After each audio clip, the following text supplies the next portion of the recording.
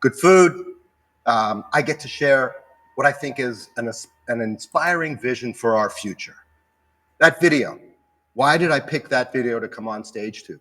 Because I think it captures everything we want to talk about, weaves in Alex's story. What did we hear? He said, hey, it takes a lot of courage to strike out on your own and start a new business because there are risks and rejections, but there are rewards, and that's why people do it. Alex talked about all of these accomplished people. And when he interviewed them, he said there was a common thread. They all faced risks, and they all faced rejection, and they all had fears, hey, just like us. But how they responded to the risks and the rejection, their attitude, their approach, that was the difference for them. And so, what did we learn? The opposite of success is not trying. It's not failure. And I think that's an important message. It says a lot about who we are as individuals if we take that approach. But as a company, we are geared up to experiment, try, fail, repeat, try, fail, repeat. And that is the progressive path to success. Sometimes people ask, how's it going? How was your quarter? And my answer is, you know what? We had a great quarter. You know how it felt? 59 days of problem solving and a great result at the end. And so we step up, and how we choose to react to the environment around us defines who we are as people, as teams, and as a company. And so we don't stand in line. We don't wait for the invitation to the VIP room. We kick open our own third door. And that's what a vision is all about. And so when I think about constant contact, I say, you know what? This is our time. This is Constant Contact's new era.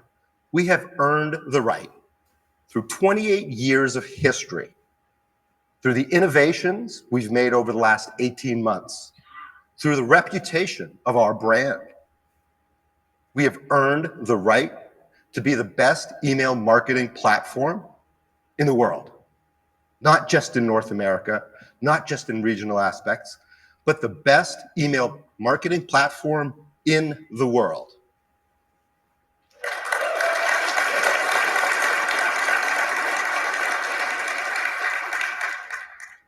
So I'm excited. I'm excited about what's in front of us. And I think you're excited.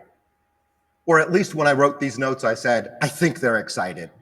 Except when I walk through the halls yesterday and today, there's been a lot of activity going on here through Tuesday, Wednesday, and Thursday. When I go through the halls, I don't have to ask, are they excited? I feel it. I feel it in the conversations we have. I feel it standing next to you. People were joking that it was team building in the casino, except it really was. It was team building, and I felt that. I feel it in what you write on LinkedIn, the Slack messages you send me, the Slack messages I got backstage while I was watching all the other presenters go through. And so I know you're excited, and I feel it. It's really, really gratifying to be a leader, and I imagine it is as well to you as an employee. But it's really gratifying to see the reviews when we get to top 10 places to work in Boston, top 10 places to work in Colorado. And when G2 says we're the #1 email marketing software in the world. That's a major accomplishment.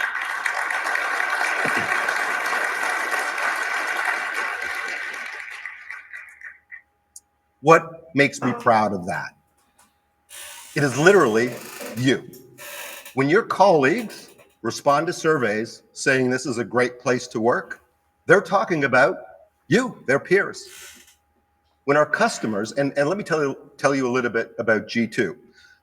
In a lot of circles, analyst reviews are pretty much pay to play. Hey, if you have a big name, if you're Microsoft, we're going to give you a big review because you can be a big customer. G2 is customer sentiment. They go out and they poll people using products, and they come out to results based on those reviews and those ratings from users. So when we're number one at G2, it's because our customers are saying that. And so when we get these, it is the reflection of you, of us, through the eyes of our customers and your peers. And that's phenomenal. That's fantastic. You should be proud of it. I am proud of it. Davy Downhill. So we had a fictional and fun day in the life of a small business owner, Davy Downhill. What did we see? We saw fun, of course, but we saw that Davy Downhill, his mind was focused on being a ski instructor. How do I grow my business? How do I have an outlet on every mountain peak in the world? That's what's top of mind for him. And how do I satisfy my customers? His customers are friends. Those 80% of VIPs on his list, those 20% of VIPs that drive 80% of the revenue, guess what? They are his friends. He takes care of them. He goes out of his way for them. And if he has to stumble through staying in touch with them, if he has to stumble through connecting with them, then marketing is a distraction. And so we help him stay top of mind with his customers. We help him build community. And we help him build a loyal following of patrons to his business. We let him prospect. We let him keep the word out when it's the off season, so he can be top of mind with customers that are not really thinking about skiing now, but when they are, they think of Davy Downhill. That's what we do for our customers. So we've been focusing a lot on innovation.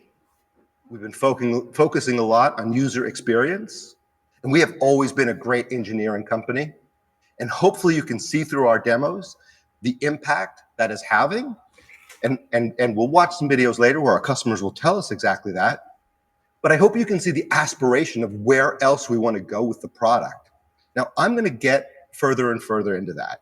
And hopefully by the end of this, I'll inspire you with a vision that helps you see what a 2, 3, 4-year plan that really puts Constant Contact in a different place looks like for us.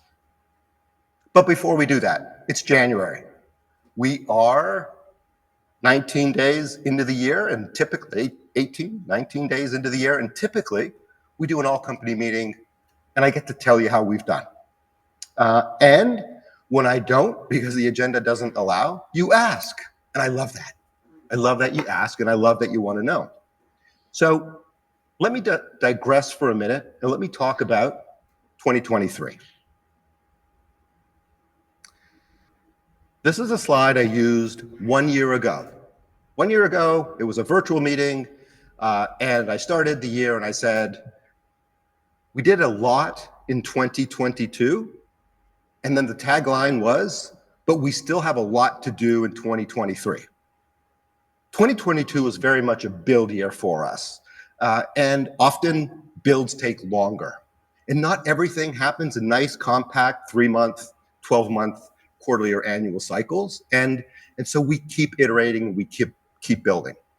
And off the back of a build year, we knew that in order to fulfill our destiny for the next 12 months, we had a lot to do. And the first two buckets, they go together: new customer acquisition and retention. These were two things we wanted to focus on maniacally as a company. Now, when I say new customer acquisition, everybody thinks sales. Actually, did the sales reps make it in? Do we have sales reps in the house from Boston and Waltham? Welcome teams. I hear you had a great morning. I hear you stacked up the sales this morning so you could be here today. Thank you for taking the time to get off the phones and be here. And hopefully you'll get what you need to keep talking with so much energy to your customers. I know your job's a hard one. I started my career doing your job, selling fax machines. And there were a lot of different variations of how people wanted to turn fax you into something else. And I get it. And so what you do is hard work. You represent us so well. And I want to inspire you to go back and sell more. But when we talk about new customer acquisition, it is an all-company effort. Now, we have gone from 55 sales reps 1 year ago to 75 reps today. And that's to tool up for the volume we're seeing, and I'm going to tell you about that. But acquiring new customers starts with a vision for a product, stuff we're going to talk about today.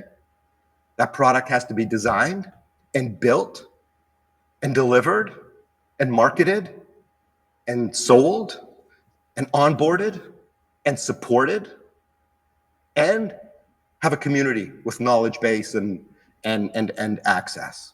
So new customer acquisition is a big, big deal. And the two of them together are a big, big deal. How did we do? Well, if Pellegrino were up here, he'd say, Frank, I'm giving you a yellow on this. And rightly so. So we did okay. We didn't do terribly. But as I say, everything doesn't happen in the 12-month or 4-month or 3-month box that you painted 1 year earlier. And so why yellow? Well, let me start with some amazing stats. Traffic. The first thing we do is get traffic. Traffic is where it starts for us, right? Our marketing efforts generate website traffic. 19 million website visits in 2023, and we're primarily US driven. So hang on to that. That 19 million is up 2 million from the year prior, or 13%. Now, if you've been listening over the last year, you've heard me say, hey, it's important for us to grow faster, or at least as fast as market. Why? Because if the market grows faster than us, then we're losing market share, and we don't want to lose market share. We are the second biggest in the world, and we're the second biggest in the world with what we do in the United States, and we want to maintain that share. It's important. It allows us to fuel efforts like this, innovation, brand and demand. So we're doing a great job with traffic, up 13% year over year. When the market is growing 12%, we're exceeding market. That's phenomenal. Those visitors turn into trialers, and those trialers turn into leads. And the only difference is that we have something to market to if you're a lead. You've given us enough information to market to you. So we get about 500,000 trialers of our product, up 16% year over year.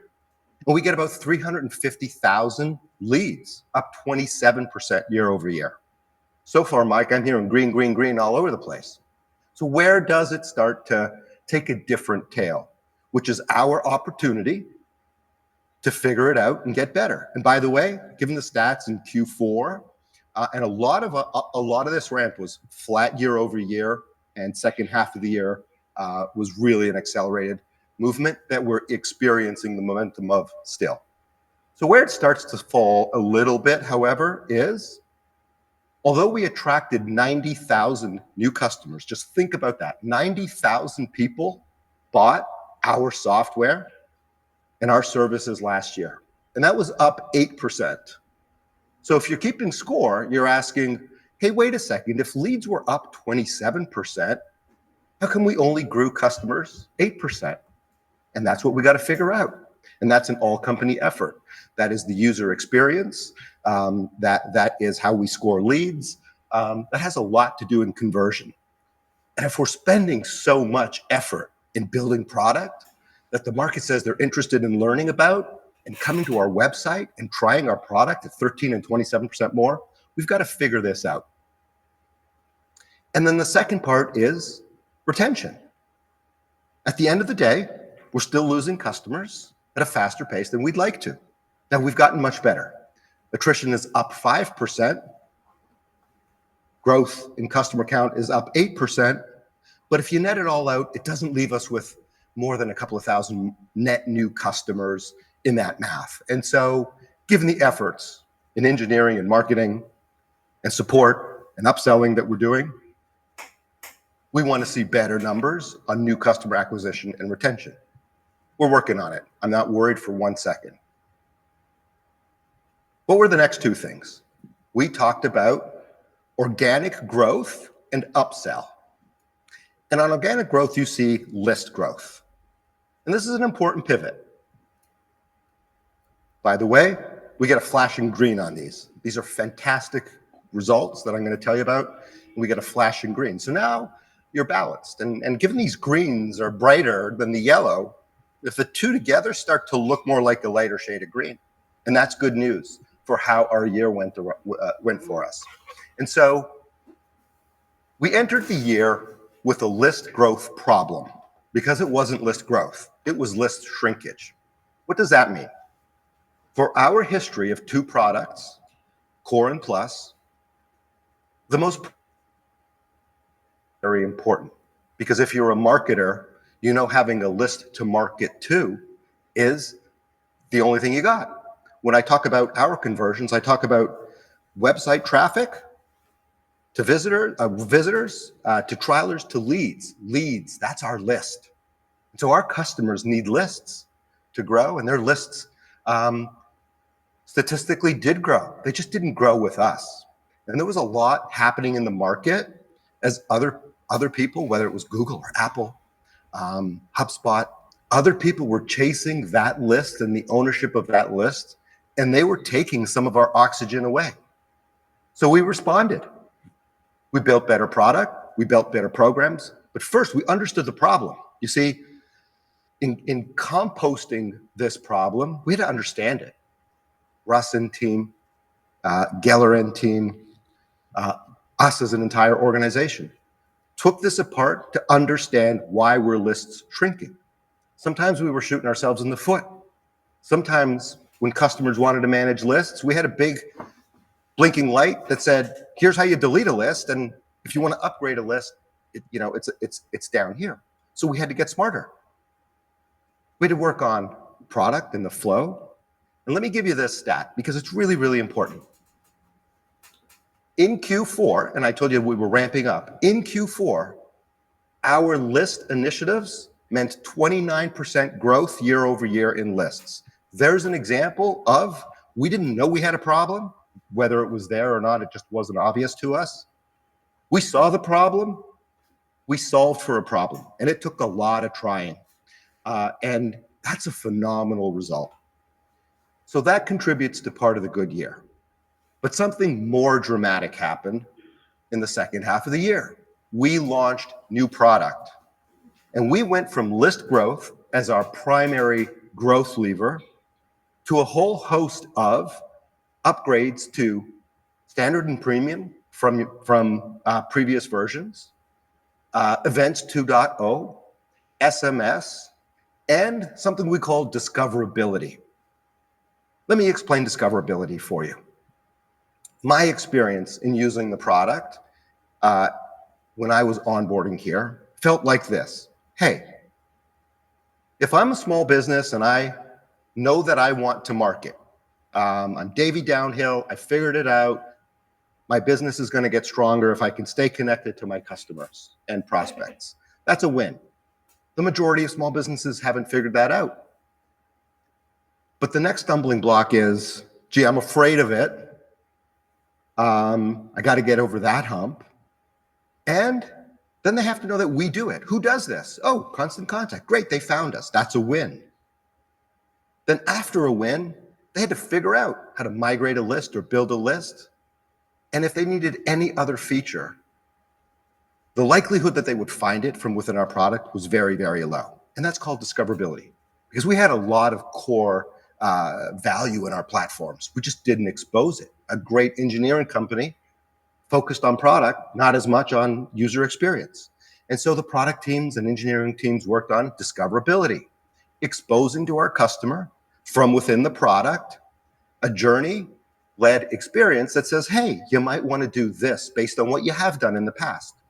And so the two together, fixing the list problem, and lists are not done, and I'm going to talk a lot about lists in our future, but fixing the list problem from shrinking to growing, building organic growth with an in-product customer path natively without leaving the experience really changed this. And so we're just scratching the surface here. We've just started our upselling motion. We're building teams, customer success, Geller's teams, particularly Jamie's teams and customer success, are really focused on how we nurture the customer into better marketers. And that's the intention, and it's a sincere intention. And with that intention, we see the benefit of customers wanting to self-select into new product. And so this is, as I said, a great flashing green. And the next flashing green is new offerings through innovation. Now, I talked about our product launch. Let me tell you what our product launch did for us. Let me give you some numbers around it. We are able, as I said, to depart from lists as our only growth vehicle or the primary growth vehicle. You know we had two products, Core and Plus. And if you put it in this, and Core was $9.99 and Plus was $45, and Premium didn't exist. 85% of the customers, for as far back as we could look, came into us in Core. And 15%, therefore, came in on our higher tier products. Immediately after launch, as we made standard the primary focus, as we created value differentiation between stacks. Now, instead of getting from Core to Plus because you got a list that went over 10,000 or 5,000, and not even knowing you inherited new features unless you searched for them, we said you entered into this stack and you can stay in this stack, but we're going to show you new features. And if you want to go there and you choose to go there, then it'll cost more for sure, but we're also going to help make you a better marketer. And people chose, I'm going to remind you the stat, 85% of the time, or let's reverse it, 15% of the time, people chose to get in the higher stack right after launch. Over 60% of our customers join us at standard or above. That flip has doubled the average selling price on day one of a new customer acquisition. And our satisfaction and our number of customers harnessed continues to grow.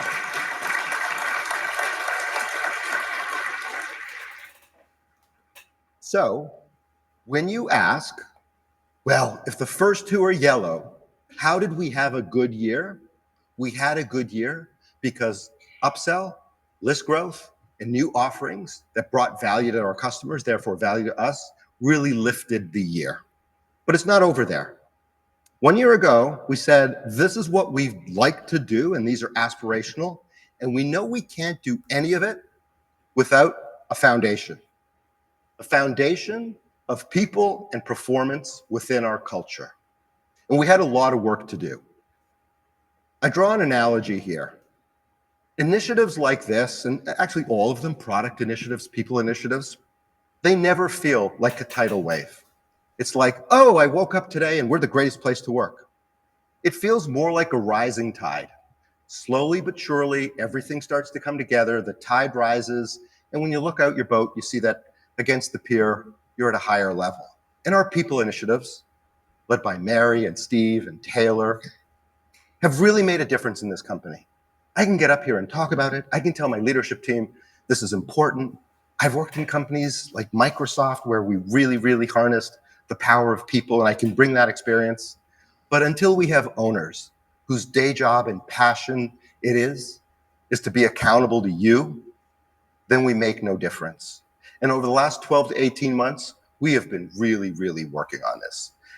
We have programs like Ascend and Amplify.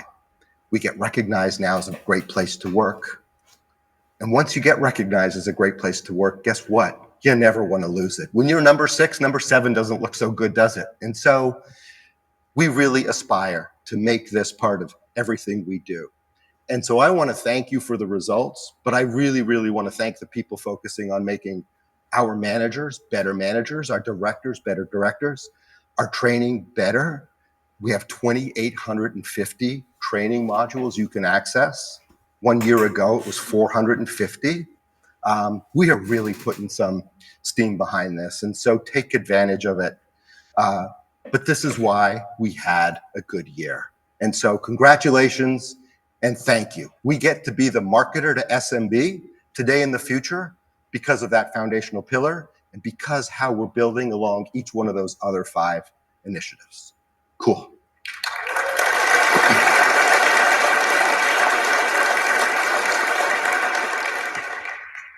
Okay, I want to shift gears. So if one of the things I get asked all the time is,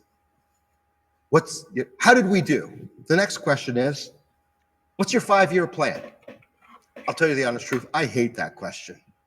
I hate that question because my 3-year and my 5-year plan, and believe you me, we have one, And Mike and I spent a lot of time yesterday presenting it to various people. Those are financial metrics more than anything else. But if we don't do what we're supposed to do this quarter, we've just changed the trajectory to 3 years and 5 years. And so when I think about 2 and 3 and 5 years from now, I think of it as who do we want to be in the market? Who do we want to be for our customers? And that's our brand promise, right? When I think about our brand promise and I think about product and should we develop this and should we invest here and should our innovation dollars go here? I really keep my team honest with the question of how do you answer that question in the context of constant contact? Because it is who we are. I'm 6'2" in the eyes of my wife and my mother. And I'm an only child, so I actually believe it most days. But I know I'm not. And I'm not going to be, no matter how hard I try. And hey, it ain't so bad. 5'8's okay. But we've got a brand promise. And when I think about where we need to go, it's this dichotomy of, okay, everything has to change. No, wait. Everything has to stay the same. And I say, well, how can I articulate those two converging beliefs?